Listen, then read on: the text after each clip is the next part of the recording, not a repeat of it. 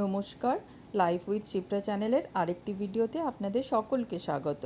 আজকে আমি চিকেন কিমা দিয়ে কি বানাচ্ছি আপনারা একটু গেস করতে পারবেন? বলুন তো কী বানাচ্ছি? আচ্ছা দেখুন, তারপরে আমি 500 গ্রাম চিকেন কিমা নিয়ে নিয়েছি। 2 টেবিল স্পুন নিলাম বেসন, 1 টিস্পুন কাশ্মীরি মির্চ পাউডার, হাফ টিস্পুন গরম মশলা পাউডার, 1 টিস্পুন আদা রসুনের পেস্ট, 2 টিস্পুন নুন, হাফ টিস্পুন হলুদ একটু রঙটা ভালোর জন্য, আর 1 টিস্পুন ধনে গুঁড়ো। তারপর নিয়ে নিলাম বেশ কিছুটা পেঁয়াজ কুচি। এবার এটা ভালো করে মাখিয়ে সব মশলাগুলোর সাথে চিকেন কিমাটা খুব ভালো করে মাখিয়ে নিতে হবে। মাখিয়ে নিয়ে নারকেল নাড়ুর মতো নাড়ু পাকিয়ে নিন, মানে বল করে নিন, ওই আর কি। সব বলগুলো বানিয়ে তারপর তেলের মধ্যে ভেজে নিতে হবে। এরপর নিশ্চয়ই আপনারা বুঝতে পেরে গেছেন যে আমি কি বানাতে চলেছি। হ্যাঁ, ঠিকই ধরেছেন, চিকেন কোফতা কারি। দেখুন আমার সব কোফতাগুলো বলগুলো বানানো হয়ে গেল। এবার কড়াইয়ের মধ্যে পর্যাপ্ত পরিমাণের সর্ষের তেল নিয়ে আমি কোফতাগুলো ভালো করে এপিট ওপিট করে ভেজে নেব।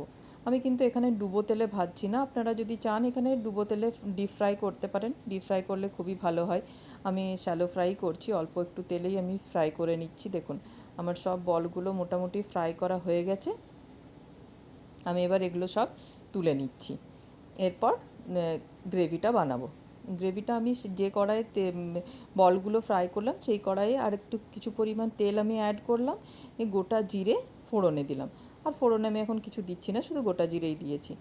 তারপর পেঁয়াজ কুচি দিয়ে দিলাম, একদম মিহি করে কুচি করে রাখা পেঁয়াজ দিলাম। পেঁয়াজটা লাল লাল করে ভাজা হয়ে গেলে দিয়ে দিলাম 1 টিস্পুন আদা রসুনের পেস্ট, 1 টিস্পুন নুন, হাফ টিস্পুন হলুদ, জিরে গুঁড়ো, ধনে গুঁড়ো, যা মানে রোজকার মশলা সেই গুঁড়ো মশলাগুলো দিয়ে, গরম মশলা দিয়ে, টমেটো পেস্ট দিয়ে দিলাম।